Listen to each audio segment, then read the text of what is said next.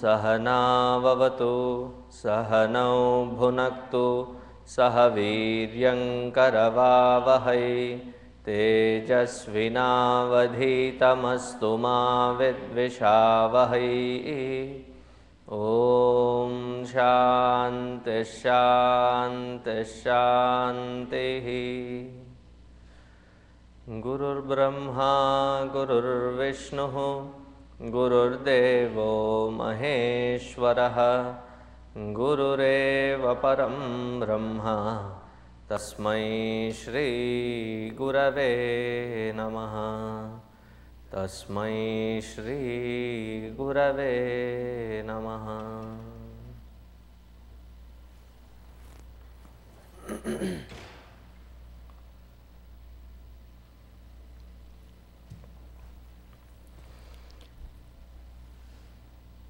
In our series to unfold the mystery of Upanishads, I should say the mysticism of the Upanishads, we have seen Isha, Kena, Katha. Now we will be seeing the Mundaka. There is often a seeming confusion between Mundaka and Mandukya. Mandukya is more of a smaller Upanishad. In fact, somebody came and said, Swamiji, this Mandukya Upanishad that you are taking, it will be done in 3 days, right? Because it has only 12 mantras. But Mundakopanishad, which is from the Atharva Veda Shakha, has 3 chapters and each chapter has 2 parts to it, 2 khanda. So, a total of 6 parts. If somebody asks how many Upanishads are there, in all technicalities there is only one Upanishad. What do I mean by that? Upanishad meaning that which is the embodiment of all knowledges leading to one point, and the revelation can be only one revelation. But after you have reveled, when you start stating that experience in your own language, the way of putting it across in different words could be different. Like I was in Minneapolis and somebody, and there were many people who had come for the Yagna, and couple of them, they said, we have heard the same topic from 4 different acharyas of Chinmaya Mission and all 4 of them are so different. They are talking about the same thing, but the presentation or the style of presentation, the words, vocabulary, the examples, it differs. How can it be different? A group of us, we go see, say, Niagara Falls, and then we come back and write a blog or write a article, and when you compare these 10-15 articles together, they are all talking about the same thing, but the way they are talking about it differs. The emphasis of each person's experience differs with the view or the perspective that they have seen it. Similarly, the rishis who have reveled in this satya, in this absolute truth, again, truth is only absolute. If it were not absolute, then it is not truth. The limitations of the words. So that highest truth or highest state of truth, that experience, not just that they had their way of expressing it, the way of expressing also differs with the different Sishya. The moment the group of disciples who were there with the masters change, probably the tone, the tenor and the entire expression would change, though they are talking about the same truth.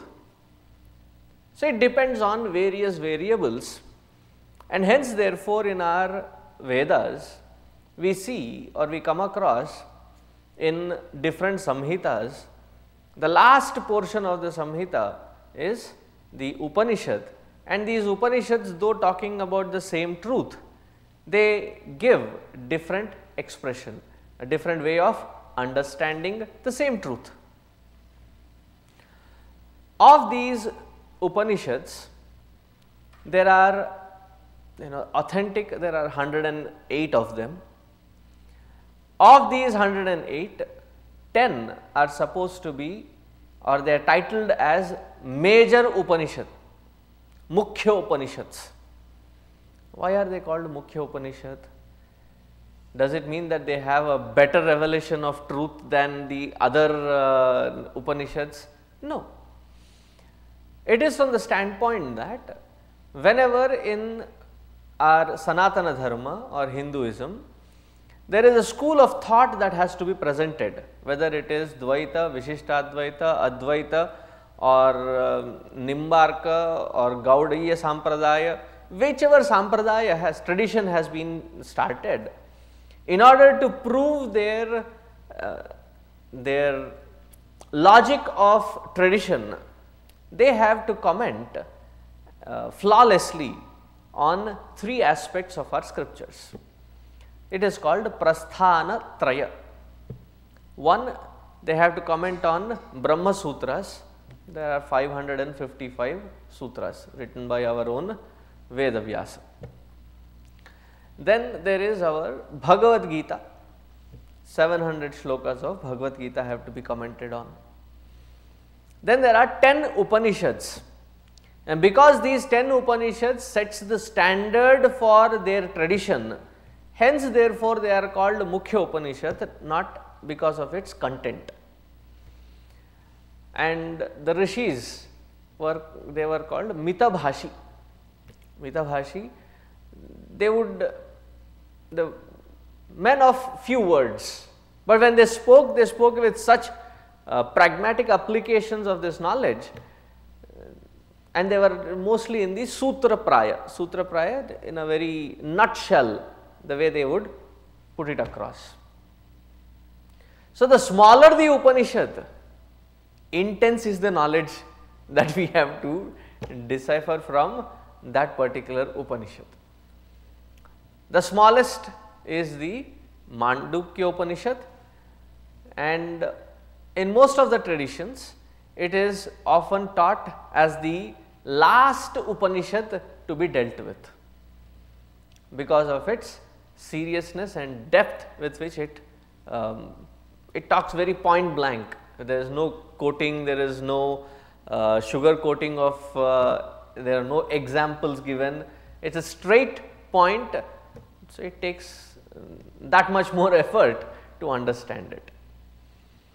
So, in that whole premise of these Upanishads, Mundakopanishad is one beautiful, elegant Upanishad in the style or in its presentation. This particular Upanishad comes in Atharva Veda, in the Atharva Shakha. There are 4 Vedas, needless to say, because we have been introducing in the beginning of every Upanishad. Those 4 Vedas are Rig Veda, Yajur Veda, Sama Veda and Atharva Veda or Atharvana Veda. Atharvana Veda has some of the gems like Ganapati Atharva Shirshopanishad, Mundakopanishad. So, this Mundakopanishad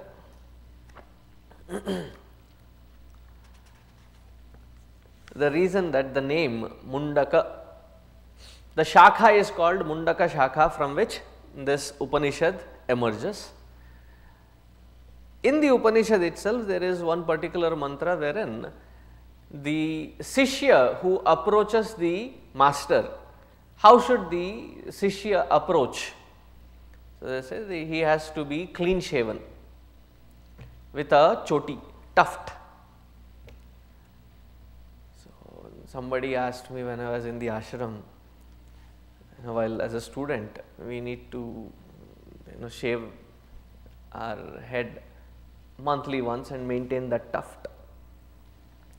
So somebody asked me, why this choti? Why the tuft?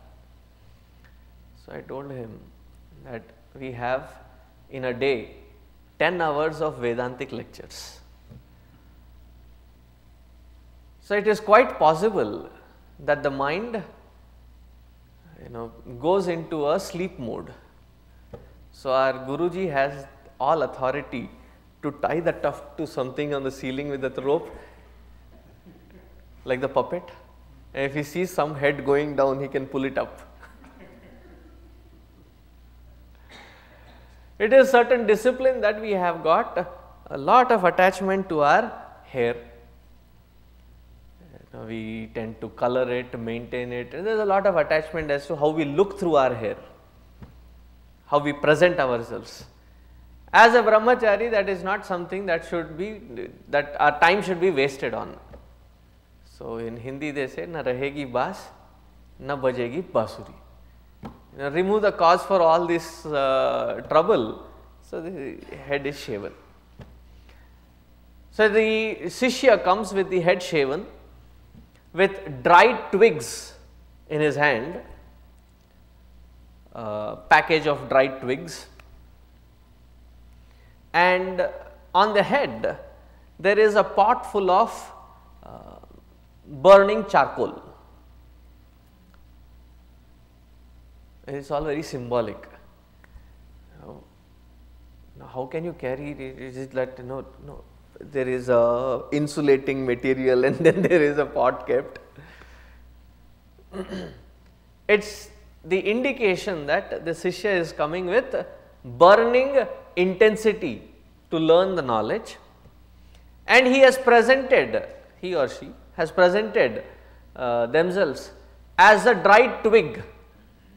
Dried twig, when you put them into the fire, it catches fire easily, meaning I have come prepared to offer myself to be disciplined thoroughly.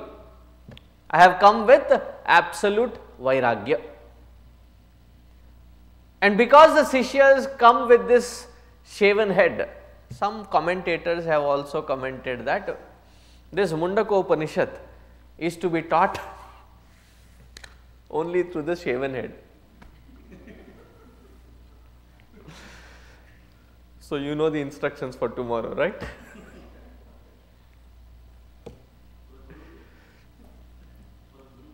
No, it is only for the Sishyas. Not for the Guru, only for the Sishyas. But the point is that the Sishya comes with absolute vairagya to the Guru, and hence therefore it is called Mundaka Shakha or Mundakopanishad. Like any other Upanishad, any other Shakha, any other Upanishad taken from the Atharva Shakha starts with the same Shanti mantra. So this Upanishad also starts with Bhadram Karnebhihi. So if you can pull out that page, if you have a book, please follow along with me, after me. Om Bhadram Karnebhiः Shrunuyama Devaः. Om Bhadram Karnebhiः Shrunuyama Devaः. Bhadram Pashye Makshabhiryajatraः.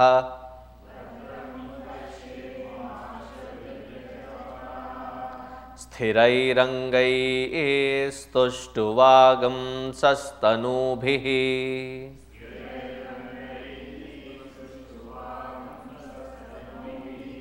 व्यशेम देवहितं यदायुः.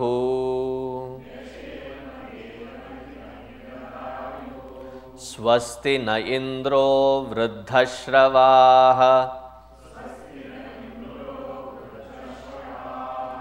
स्वस्ति नः पूषा विश्ववेदाः.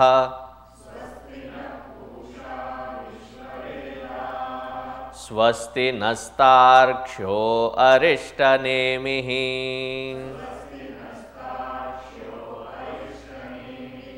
स्वस्ति no बृहस्पतिर्दधातु ॐ शान्ति शान्ति शान्तिः।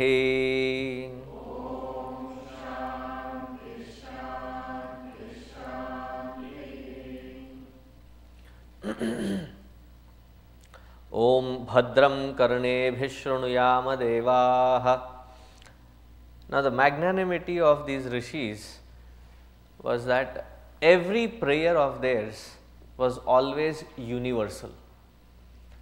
There was never a prayer that let me and my sishyas or let me alone be happy or let me alone be content.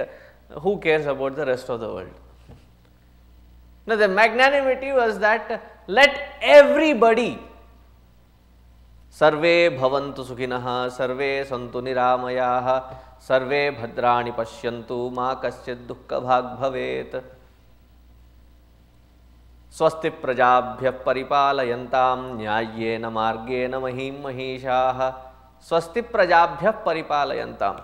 May the one who is governed and the one who is governing, may both of them, meaning the entire world of kings and their people in their kingdoms, may they be swasthi, may they be in always auspicious condition.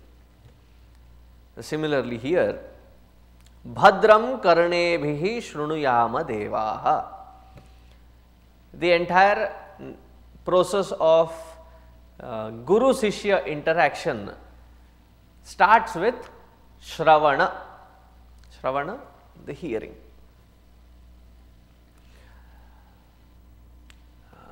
Bhagavan is also very strategic in his creation.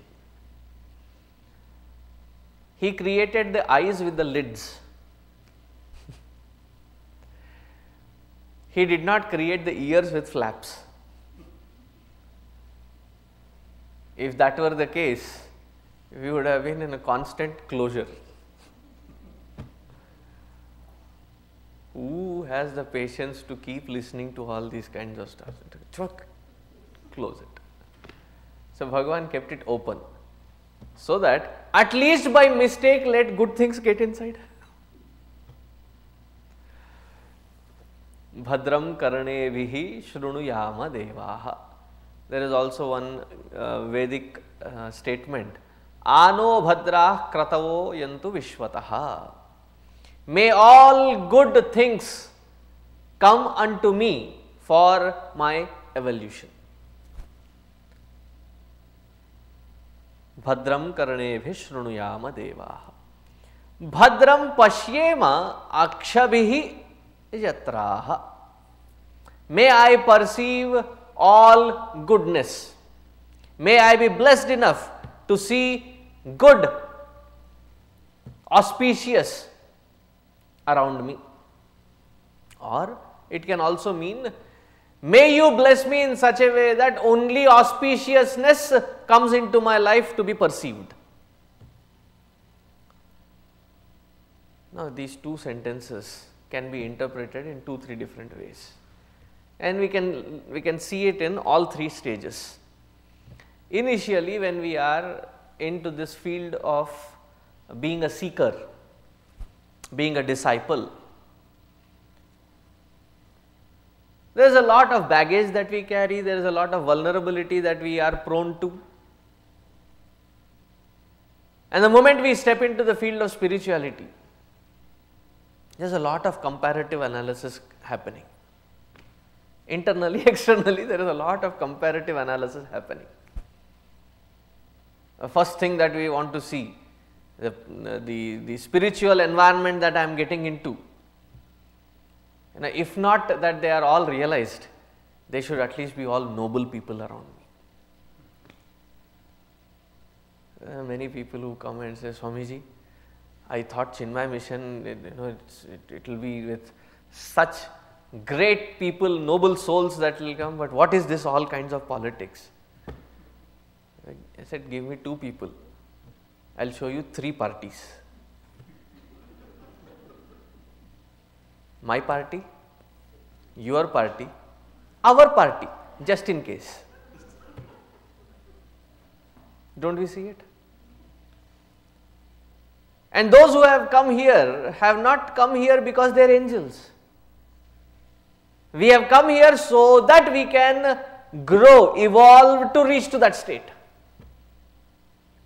So is everybody else. Here I am talking the speaker as well as the listener, everybody is for the same purpose. So when we come initially, may I hear only good things, may I see only good things, may I do only good things, because for many of us the amount of definition even for spiritual life is doing good, being good. It is not a big difficult task, My spiritual philosophy is very simple. Do good, be good. The difficulty comes when we ask, define good. Because any definition is not good enough.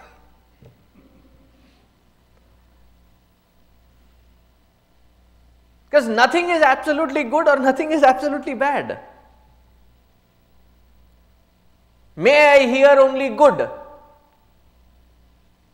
See, in Bhagavad Gita, Bhagavan Krishna says, Pranavaha sarva vedeshu.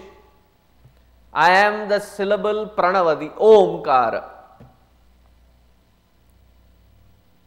In the same sentence almost, he says, Shabda ke paurusham rushu. I also express as the very sound in this space. Meaning, there is absolutely no sound which can be classified as a bad sound.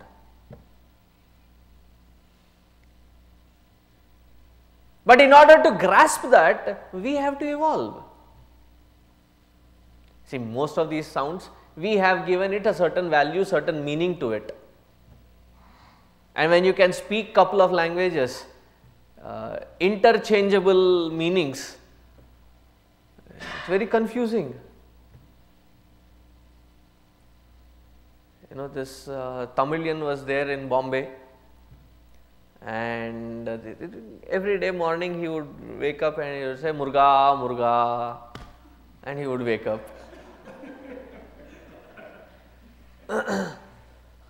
His neighbor was an Ismail Bhai. After 10-15 days of hearing every day Murga, Murga, Murga, Murga, he one day came in and said, hello bhai Murge. He gave him couple of hen. Murga is also another name for Kartikeya. Like yesterday or day before yesterday in one of the sessions, they were singing another song in Tamil. It was Vail, Vail, Vail, Vail. And there was a Telugu person sitting next to me. And he didn't realize that I was sitting next, and he just was saying to his neighbor, the other side, Enni velu unnayo emo. Velu in Telugu means finger. Velu in Tamil means, again, Vetrivel is another name for Kartikeya. See, in one particular language, the meaning given for certain sound is one thing. In another language, it is totally different. So, in Malayalam, for the cooked rice, they call it chor. In Hindi, it means thief. Now, the word and the value ascertained to that word, it keeps changing. In some languages, there are certain words which are supposed to be, very benign, very noble, very great virtue or quality or of a great respect. The same word in different languages is used as a cuss word.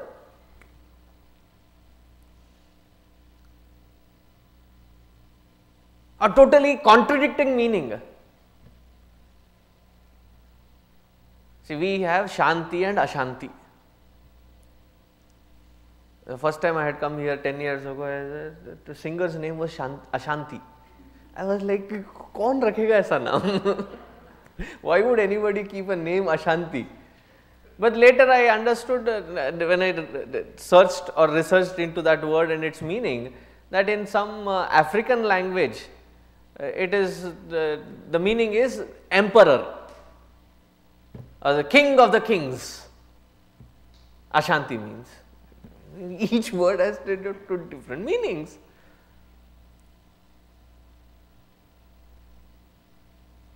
So we have our ears open. At initial phases, demanding or trying to quarantine ourselves, saying that I will not hear bad, I will not. The life around us and the experiences around us are not going to give us that luxury of choice, that only good will be filtered unto us. Everything will be coming unto us. As a seeker, it becomes my necessity to filter things out and take good out of it.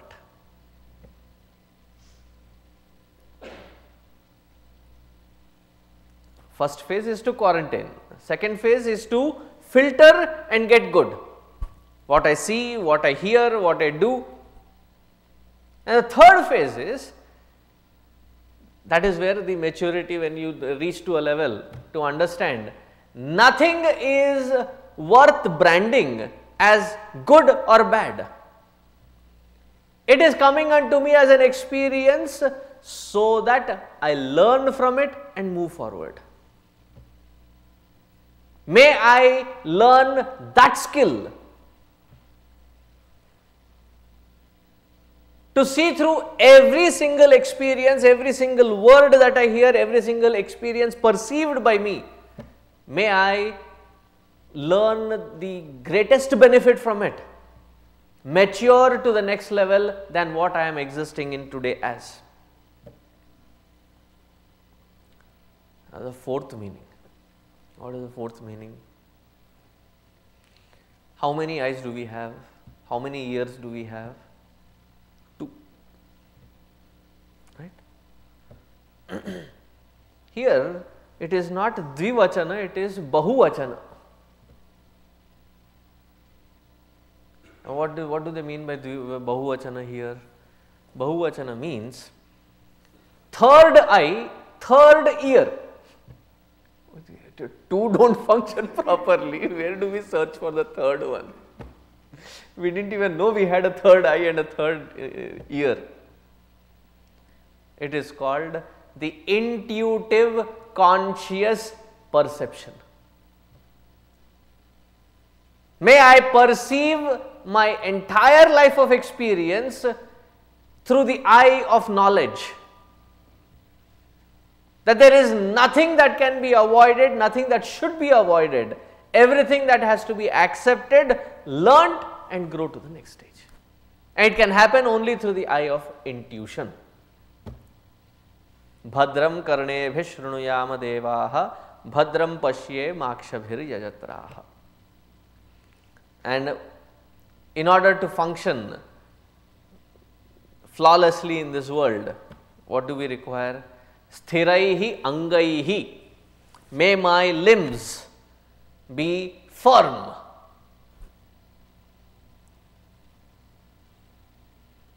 Somewhere, when I compare the Indian mindset and the Western mindset, I am talking only at the physical level, okay.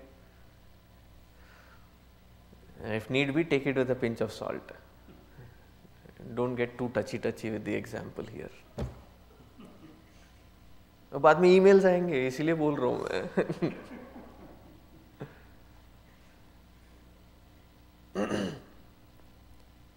By the time we reach to the age of Indians as a mindset, we reach to the age of 45, 50, we already brand ourselves. बुड्ढे हो गए हम. Done. Our life is almost coming to an end. We are done. Whereas you look at the Americans, Westerners here, even at 70, 80, the kind of vigor and stamina that they maintain, I am just talking at the physical level, do not drag it to any other levels.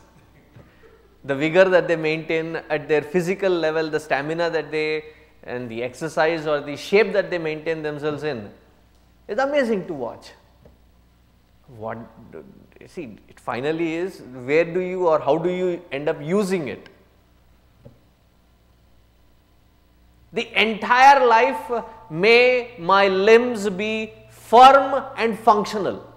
Sthiraihi angaihi tushtuvam sastanubhihi.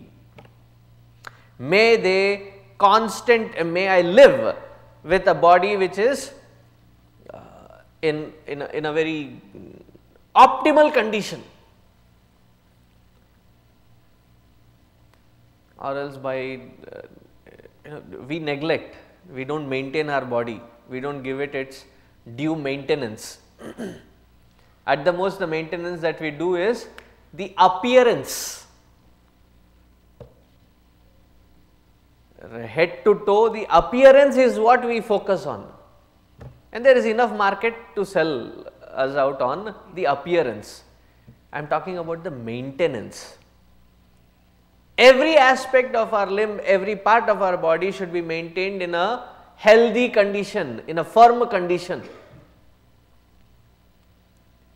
Why? Deho devalayah proktaha jivo devas sanatanaha. That conscious principle enlivening this body is nothing other than Paramatma. And Paramatma, wherever he resides, his residence is called Devalaya. So, how should the Devalaya be maintained?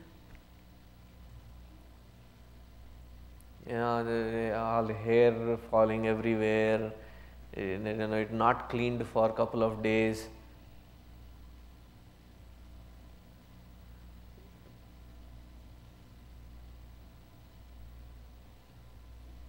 You do not do the worship or give snana, upachara for Bhagwan daily, it does not sound right. So, if this is the abode of that Lord, how should this body be maintained? In its perfect condition. And this Sharira is also called the only means or the only instrument that is given to us to acquire dharma or swadharma, the highest state of dharma. So, let my limbs be in a shapely manner. And he says, Devahitam yadayuhu. O Lord, shorten my life. O Lord, extend my life. No, both are wrong prayers.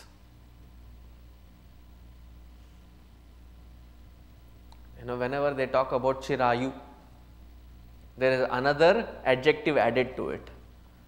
What is the adjective? Papi Chirayu. Who wants to live a long life with everything falling apart? So, may I live a short life but a sweet life. May I leave this body. These are all wrong prayers. What should be the prayer? Whatever this body according to its prarabdha is due, let this body go through it. God, provide me the strength and stamina to go through it. Vyashema devahitam yadayuhu. Whatever the ayu has been given, may I use every moment of it, every part of it most effectively. Vyashema devahitam yadayuhu. Swastina Indro Vruddhashravaha. May the Indra, the eldest of all the Devas, why is he called the eldest? Because he is their king. May Indra guide me towards auspiciousness. Swasti nah pusha vishva vedaha. Pushan is Lord Sun. May that sun, S-U-N, provide all auspiciousness, health and wealth. Swasti nastarksho arishta nemihi. May we be blessed in such a way that all our harms and all that could be dampening our day-to-day living, may I be provided with strength and wisdom to handle it effectively. Swastino Brihaspatir Dadhatu. And finally, the gurus of the gurus, the guru of the devas, Brihaspati, may he bless us so that, the same thing that even we say in Gayatri Mantra, Bhurbhuvassuvaha tat saviturvarenyam bhargo devasya dhimahi dhiyo yo nah prachodayat. May all this learning shine through our intellect as wisdom. May we put this knowledge daily into our practice. May Brihaspati bless us with that. Om Shanti Shanti Shanti. We always say these three Shantis, and these three Shantis are said in the most hurried manner. Om Shanti Shanti Shanti. Even to say that Shanti, we don't have Shanti. So, why three times? It's called Tapatraya. Three kinds of tapa. Sharirika tapa, Manasika tapa and the Bauddhika tapa.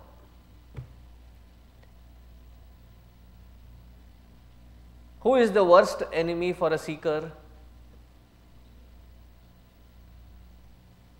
Bandhuratmatmanastasya yena atma eva jitaha. You are your best friend. But if you cannot discipline yourself, varted atmaiva shatruvat, you become your own enemy. So, these three tapas are the ones which are our stumbling block, and we chant Shanti Shanti Shanti. May I have peace at the Sharirika level, at the physical level. May I have Shanti at the Manasika level. May I have Shanti at the intellectual level. These three balanced, that is when I can have spiritual glow and spiritual growth. Om Shanti Shanti Shanti. Thus, having prayed or invoked the blessings, we get straight to the Upanishad. So, repeat the first mantra. I have earlier also mentioned, any part of the Vedas are always referred to as mantra. Any part of the Purana and the Smriti, they are called shloka. Mananat trayate iti mantraha.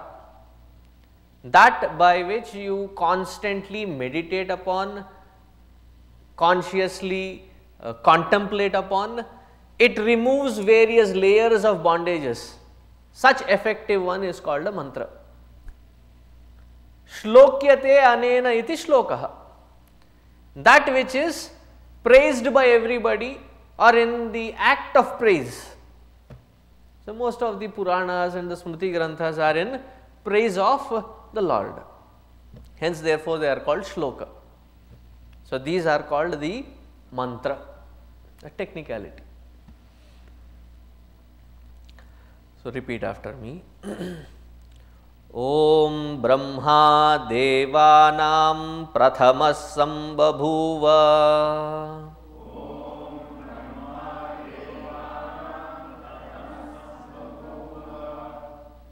Vishwasya Karta Bhuvanasya Gopta Sa Brahma Vidyam Sarva Vidya Pratishtham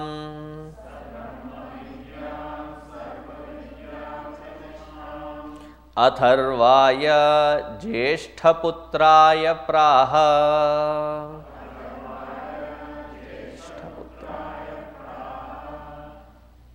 Om. Om is the auspicious beginning of anything. In the earlier days, in the Vedic days, like in Chinmaya mission, whether you have to, whatever you have to say, whether it is good morning, good afternoon, good evening, good night, goodbye, we use one word. What do we say? Hari Om. You have seen that person, don't know his name. Hari Om, suno. You get into the Balavihar class and they are hyper. And they say, Hari Om. Meaning what? Keep quiet. For everything we use Hari Om. Similarly, in the olden days, for everything they would say and start, begin, end with the sacred syllable Om. Did you understand? So the students would say Om, meaning understood. Om. So this being a sacred beginning and the first mantra, the way they are starting, so they are starting with the auspiciousness of the syllable Om. Om Brahma Devanam Prathamas Sambabhuva. Brahma ji, the Chaturanana, the firstborn, from Narayana came out Brahma. So he is technically the first one born. So Prathamas Sambhabhuva. And he is the one who is Vishwasya Karta Bhuvanasya Gopta. Probably that is why the word Gupta also came into picture. Gopta, the one who protects.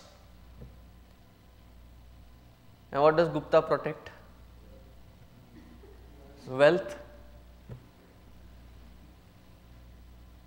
And the protection becomes critical when there is some amount of Rama, some amount of Krishna.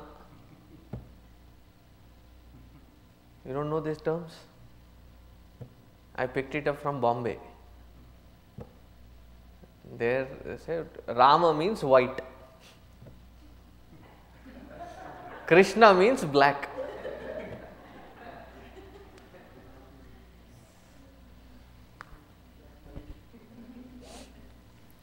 I know, you interpret whatever you have to interpret.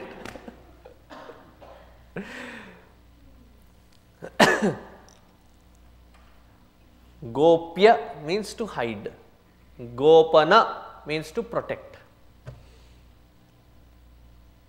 So he is the Gopta, Goptru, the one who protects this entire universe. And he is the one who has created this entire universe. Rather, it is a present continuous tense.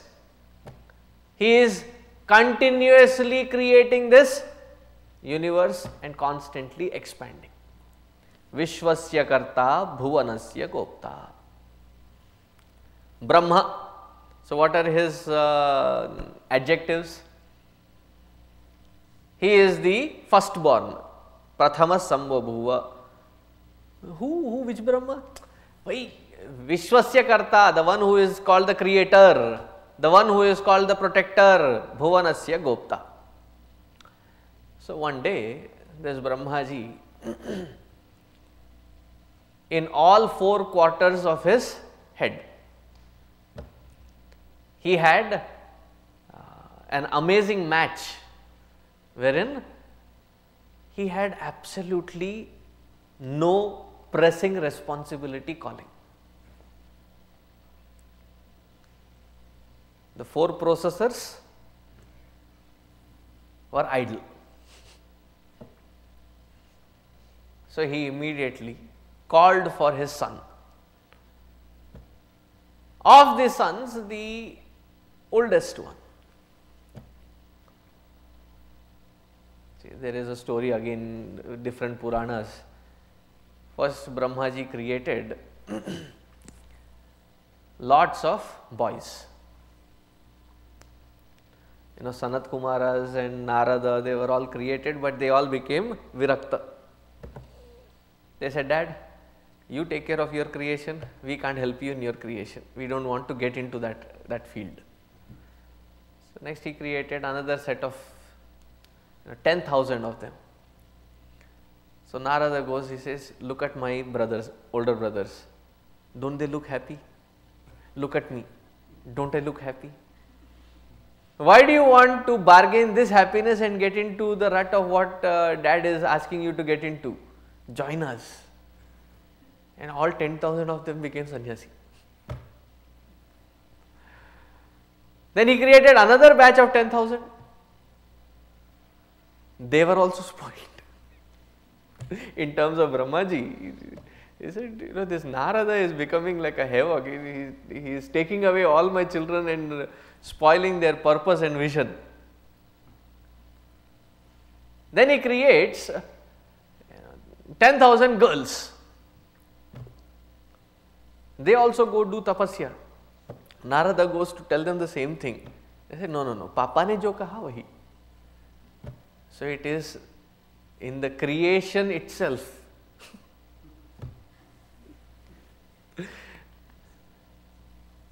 That the boys have always not listened to the parents.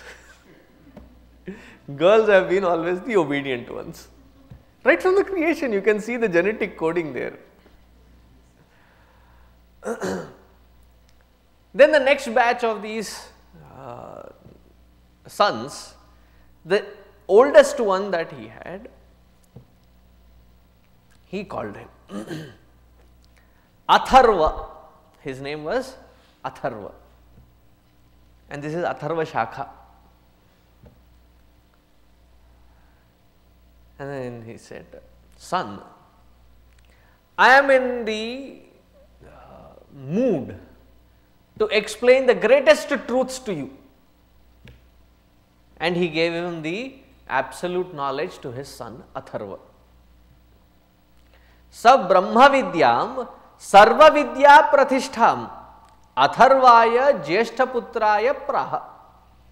He called his son, the oldest one called Atharva, and unto him he gave Brahma Vidya. Why did he give Brahma Vidya? He said, rest other knowledges are very limited. Knowing this, you know everything. In fact, knowing everything becomes possible only when you know this Brahma Vidya. Hence, therefore, he gave this knowledge to his son, Atharva. And what did Atharva do? The second mantra. Atharvaneyam pravadeta brahmatharva. Yam pravadeta brahmatharva. Tam purova changire brahma vidyam.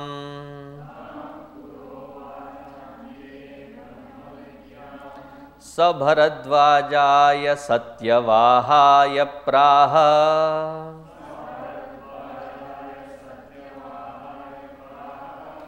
Bharadvajo angirase paravaram.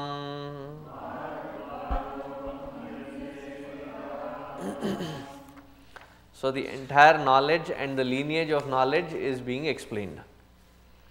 So this knowledge which was taught by Brahmaji, Atharvane yam pravadeta, that which was given to Atharvana. He taught this knowledge to Angirasa. And this Angirasa gave this knowledge to Bharadvajaya Satyavahaya Praha, to somebody who was born in the lineage of Bharadvaja Muni. See, the son of Dasharatha is called Dasharathi. Daughter of Janaka is called Janaki. Similarly, somebody who is either the son of Bharadvaja or born in the lineage of Bharadvaja, whose name was Satyavaha, the one who is bound to truth and truth alone, the one who uses truth alone as his vehicle, as his means to go out and interact with the world outside. Satyavaha, who was born in the Bharadvaja Gotra, this knowledge was given to him. Who gave this knowledge to Satyavaha? Angirasa. Good, just checking. And Satyavaha gave this knowledge to Angirasa. Again, Angirasa's son or somebody in the lineage of Angirasa. Angirasa, he gave this knowledge to him. So, if you look at the Vedas, if you look at the Upanishads, if you look at the Puranas, whenever there was a Sishya asking a question to the teacher, there was never ever a teacher who would claim that this is my new technology patented that I have released. He would always cross refer to another incident where such question was asked by another student to his master or some other master, and he would refer that and say, hence this knowledge that was given to such and such. What does it show? It shows two things. One, knowledge has always been eternal. Nobody can stake a claim on it, nobody can patent it. Nobody can claim that I have invented a new way of spirituality. Many people ask, how do we know that the new guru that is very authentic? If there is a claim that there is a new method, watch out. It's taking you for a ride. Because all knowledge is eternal, and that eternal knowledge has already been spoken about, has already been tested, has already been proven in the past. And that proven knowledge which was given to such and such Guru Sishya Parampara is what is being shared by this set of Guru to his Sishya. So, the entire lineage has been explained. To such Angirasa, see in English Angirasa and Angirasa, the spellings are the same. Angirasa, maybe you have to add an extra A. To such Angirasa, there was this very efficient student, and this student comes across even in the Puranas. And his description even in the Puranas is the same. So, such student comes to Angirasa asking a certain question. What is the question? And who is that student? So, in the third mantra it is said, Shaunako havai mahashalaha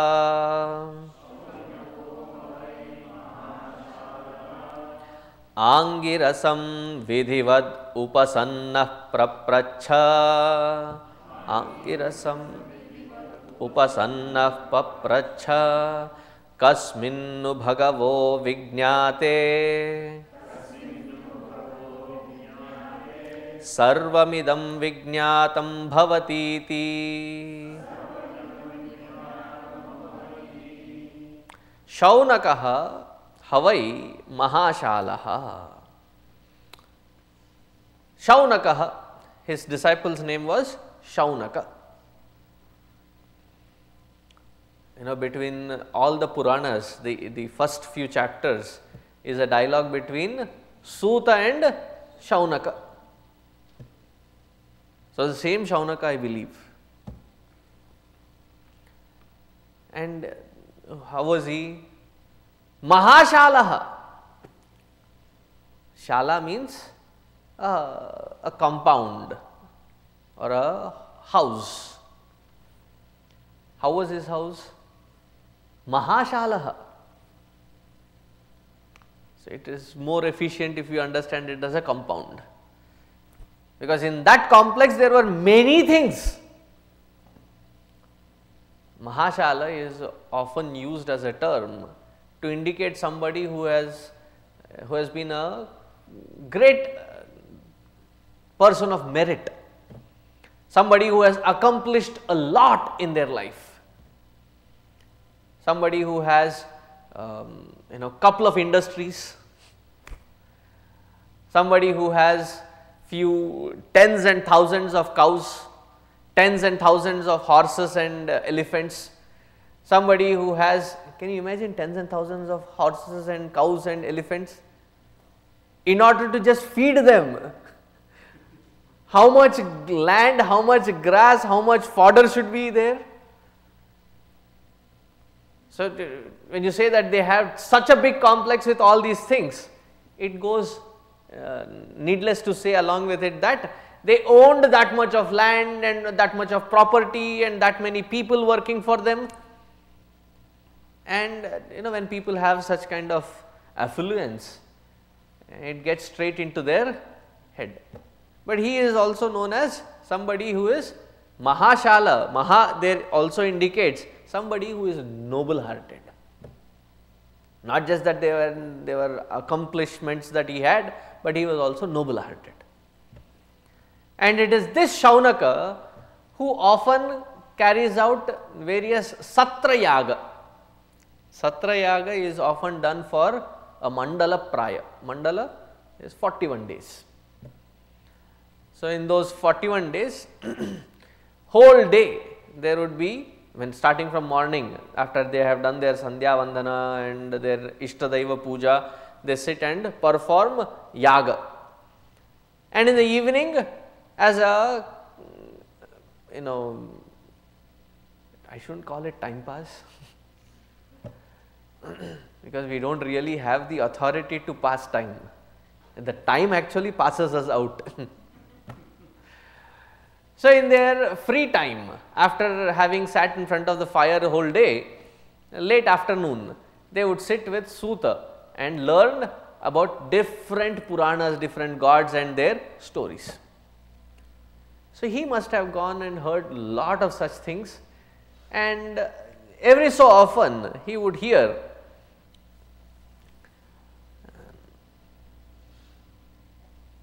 Vijñāte sarvam vijñātam bhavati iti, that knowing by which everything else is known.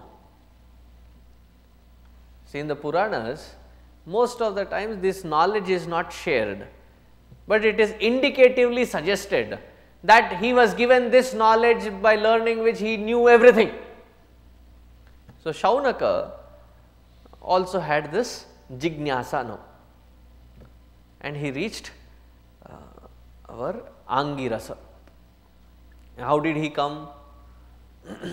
Vidhivat upasannaha papracha.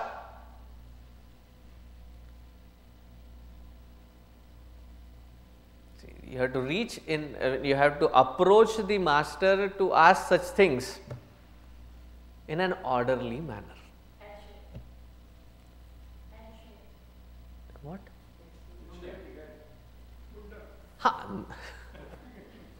And shave the head, okay. So, he reached to the footsteps of the master here with complete humility and eagerness to learn. See, Lakshmana, who had been following Ramchandraji throughout the forest, when they reach Chitrakoot, apna Chitrakoot, so he builds a beautiful house for Ramji and Sitaji. So Sitaji comes and says, Lakshmana, did you not build a room for yourself? So he says, we don't have the luxury of servants. If I have a room for myself, who will serve both of you? So I cannot afford a room for myself, because my purpose here is to serve. So after dedicating a couple of months there, constantly serving Ramji and Sitaji, one day he finds Ramji sitting very peacefully on a stone and watching Godavari Nadi. And as he was sitting there, Lakshmana approaches and sees that Bhagwan is so at peace, and he does his Shashtanga Namaskar and then sits with him and says, Bhagwan, I have been meaning to ask this question. If I am not disturbing you, may I ask this question? So in Tulsi Ramayana, very beautiful, the description is, Ek bar Prabhu Sukha Asina. He was sitting really in a peaceful charm. And the Sishya approaches with that due respect. So here also our Shaunaka approaches Angirasa, Vidhivat Upasannaha, and then asks the question, and says, Kasmin Bhagavo Vijnate, knowing what? As I have heard it from different speakers, different places, knowing that what makes me the knower of everything. Can you please elaborate on that? So to such a dedicated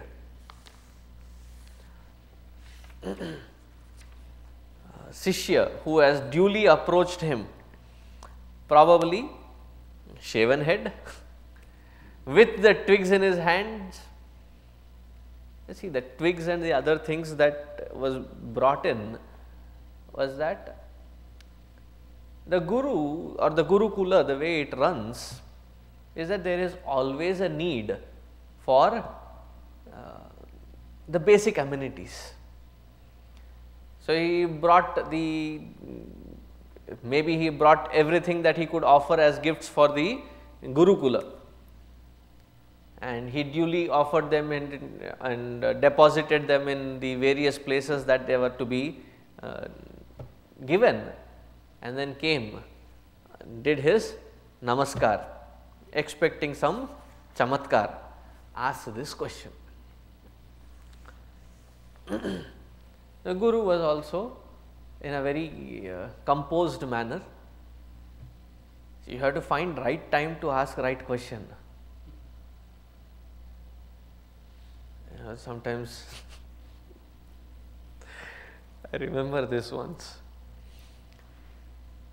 Guruji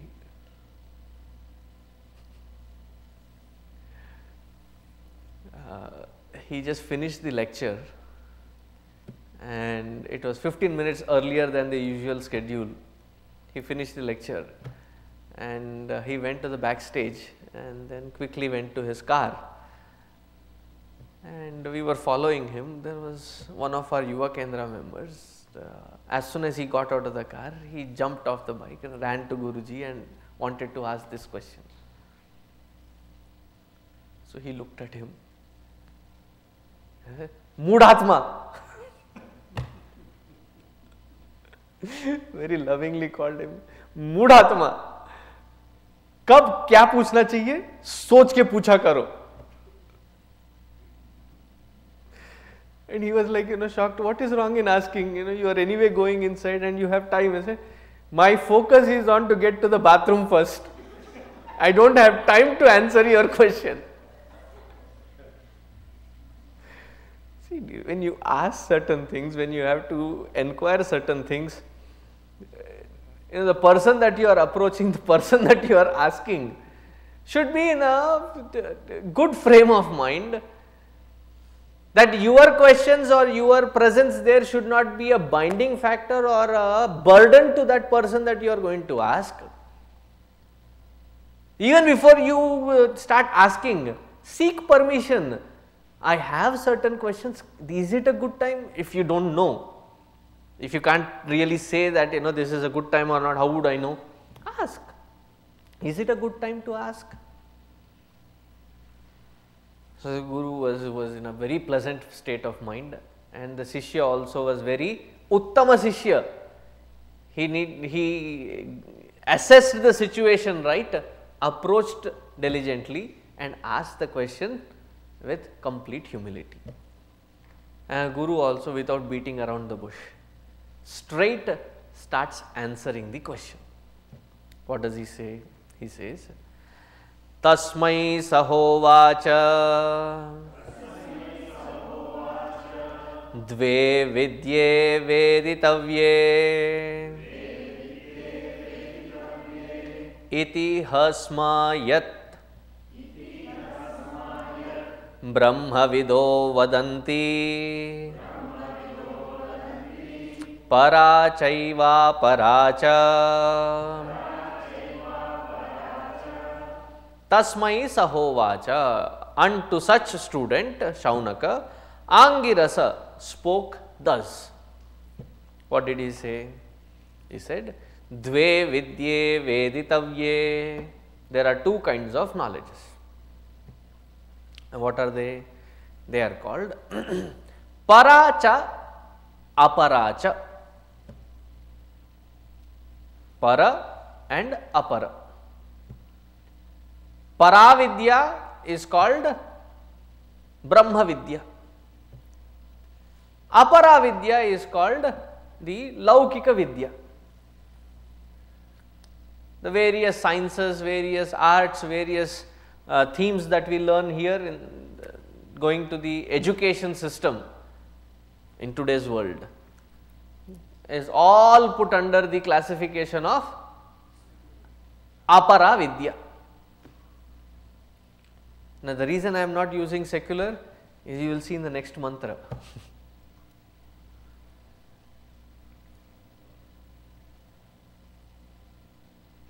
So, all the knowledge which does not take us to that center of focus within our heart is called Aparavidya.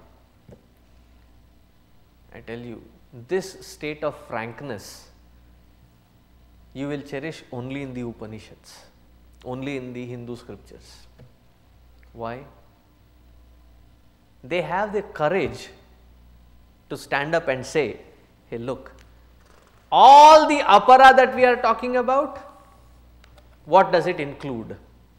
You will be surprised what they have included. And that is why I said it is not just about secular knowledge. So, in the next mantra they say, Angirasa describes as to what is Aparavidya. He says, Tatra parargvedo yajurvedaha samavedo tharvaveda siksha kalpo vyakaranam niruktam chando jyotishamiti athapara yaya tadaksharam adhigamyate. Apara, tatra, in defining that apara vidya, they say Rigveda, Yajurveda, Samaveda, Atharvaveda, Siksha, Kalpa, Vyakarana, Nirukta, Chanda, Jyotishya. All that can be put in words, all that can be worded is classified under Aparavidya. And what is Paravidya? Yaya aksharam adhigamyate. I think Angirasa had a style of speaking to himself, because his words often have pun intended. See, all the Vedas are Akshara Prota. Akshara Prota, they are words. What is Paravidya? Aksharam Adhigamyate, that which transcends words. One meaning of it. The other meaning of it is that which takes you directly to that Akshara Tattva. What is Kshara? That which perishes. What is Akshara? That which does not perish. Kshara also means that which can be broken. Akshara, that which cannot be broken. See, all are syllables from A to Ksha. Kavarga, Chavarga, Tavarga, Tavarga, Pavarga, all the 52 to 56 syllables that in various languages that we have, they are all called Akshara Mala. Do you know why they are called Akshara Mala? One meaning is, yes, they are syllables, hence therefore it is called Akshara. Why is that syllable called Akshara in Sanskrit? Because it cannot be further broken down into a smaller particle. Hence therefore it is called Akshara.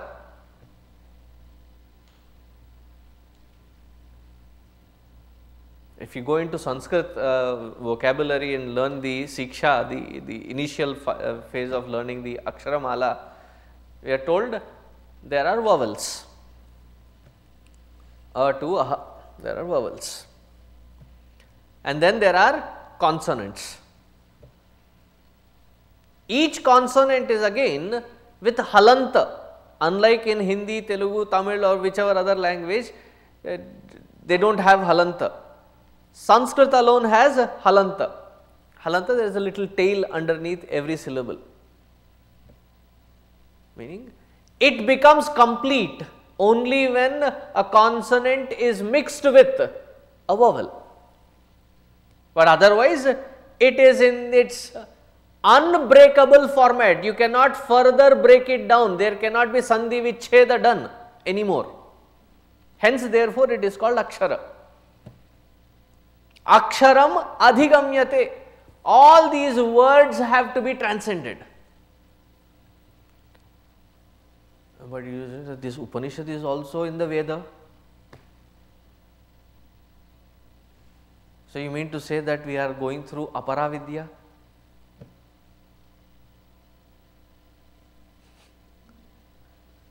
Yes and no. This is the classic answer of Adi Shankaracharya. There is in Shankaracharya's Bhashya, there is Purva Pakshi. Purva Pakshi is somebody who, his style of working is, there is always an objection put forth by those who are listening. If you say, if the Upanishad itself says that Rig Veda, all the 4 Vedas and the Vedangas and the Upavedas and all these are called Aparavidya, then Upanishad is also a part of it. Said yes. If you look at the words alone, then it is Aparavidya. But if you look at that which is indicated through the words,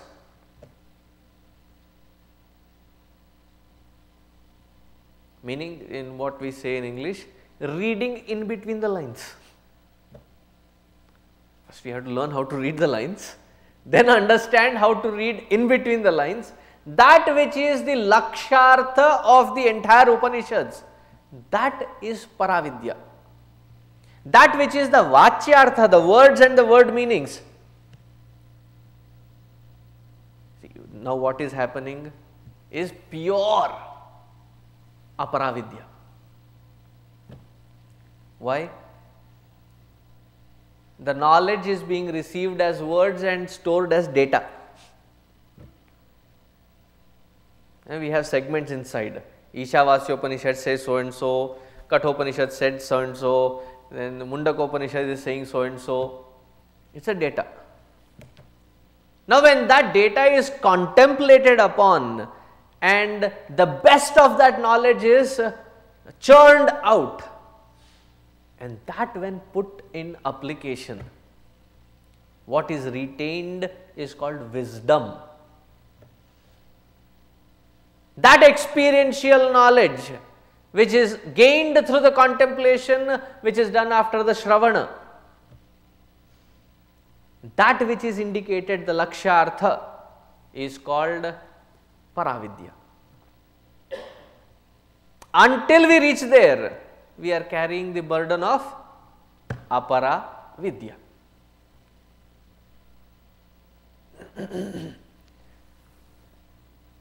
See, put it in, take out the Vedas and the Upanishads and the scripture, put it aside to understand it in a simple term language. What is Aparavidya and Paravidya? And when I go to somebody's house and the lady of the house, that Amma, says, Swamiji, this is a fresh out of the recipe book, made only for you. 2-3 things are very visible. One, easy guinea pig. First time made, what do you call that? Second,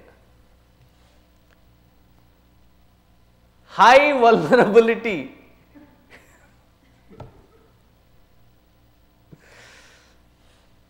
For any kind of result that can happen with that.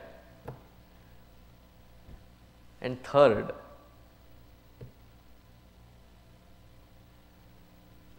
those who trust the recipe book are still amateurs.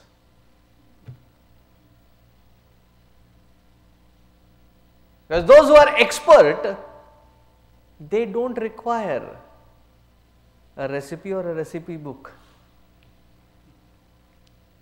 You don't need to sit there and say whether it is, when they say 1 tablespoon, whether is it the heap of it or the you don't even need a spoon. You put your hand into it, pick it up, and then as an art it comes out.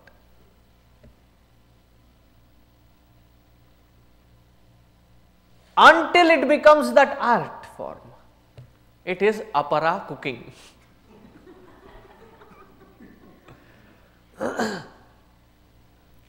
Once you become an expert at it, then it is called para cooking.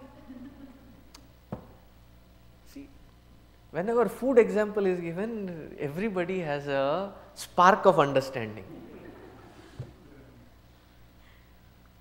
So, you have understood the difference between Paravidya and Aparavidya.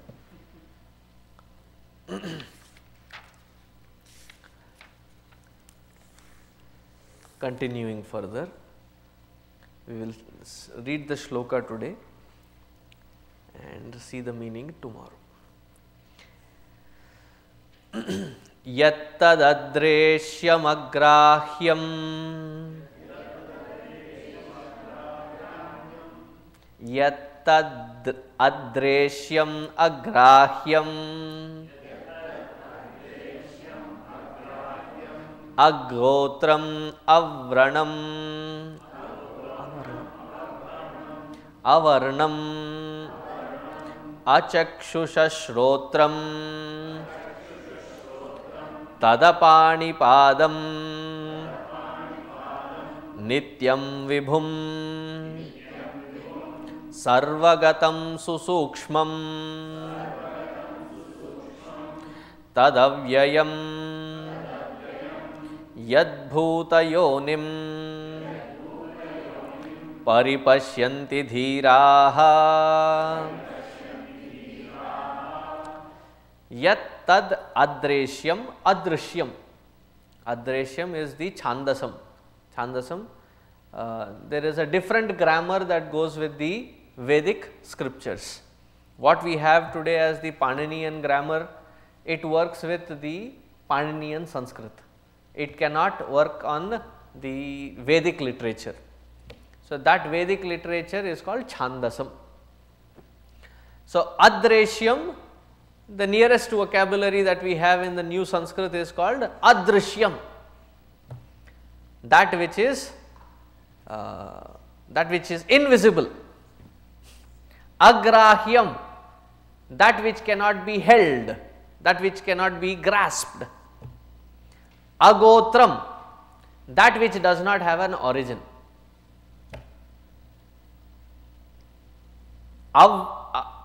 Avarnam, Avarnam, Varna is to have different kinds of qualities which qualify it, attributes, that which is attributeless.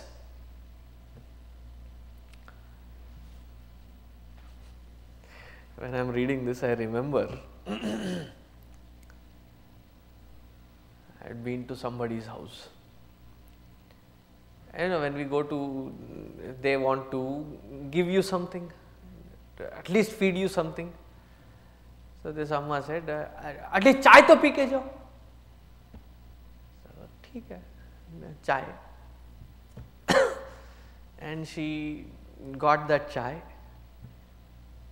and it was different.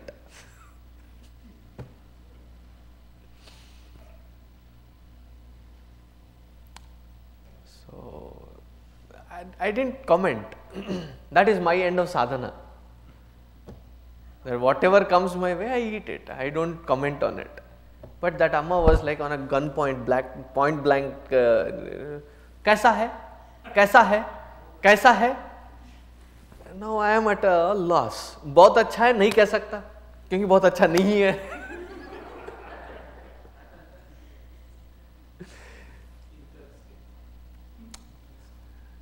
Yeah, I didn't know this word interesting then. So I thought for a while, and I said, Amma, I remember the Upanishad statement by drinking your chai. And really, Swamiji? I said, Yat tadadreshyam agrahyam agotram avarnam.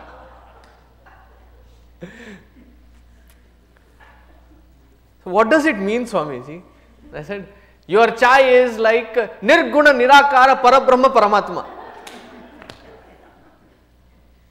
She was happy, I was also happy.